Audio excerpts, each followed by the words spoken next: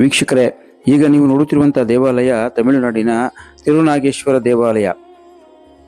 ಈ ದೇವಾಲಯವು ಕ್ಷೀರಸಾಗರ ಮಂಥನದ ವೇಳೆ ಅಮೃತವನ್ನು ಮೋಹಿನಿ ರೂಪದಲ್ಲಿ ವಿಷ್ಣುವು ದೇವತೆಗಳಿಗೆ ಹಂಚುತ್ತಿದ್ದಾಗ ಸರ್ವಭಾನು ಎಂಬ ಅಸುರನು ದೇವತೆ ರೂಪ ಧರಿಸಿ ಸೂರ್ಯ ಚಂದ್ರರ ಮಧ್ಯೆ ನಿಂತು ಅಮೃತಕ್ಕಾಗಿ ನಿಂತಿರುತ್ತಾನೆ.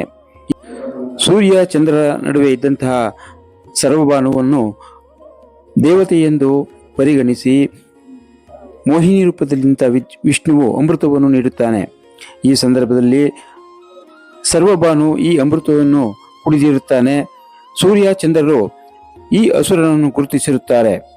ಈ ವೇಳೆ ಅಮೃತವನ್ನು ಕುಡಿದಂತಹ ರಾಹುವಿನ ಕತ್ತನ್ನು ವಿಷ್ಣುವು ಸುದರ್ಶನ ಚಕ್ರದಿಂದ ಛೇದನ ಮಾಡುತ್ತಾನೆ. ಈ ಸಂದರ್ಭದಲ್ಲಿ ರಾಹುವು ತನ್ನ ದೇಹ ಒಂದು ಕಡೆ ಮತ್ತೆ ಕತ್ತು ಒಂದು ಕಡೆ ಇರುತ್ತದೆ. ಈ ಸನ್ನಿವೇಶವನ್ನು ಈ ದೇವಾಲಯದಲ್ಲಿ ನೋಡಬಹುದು.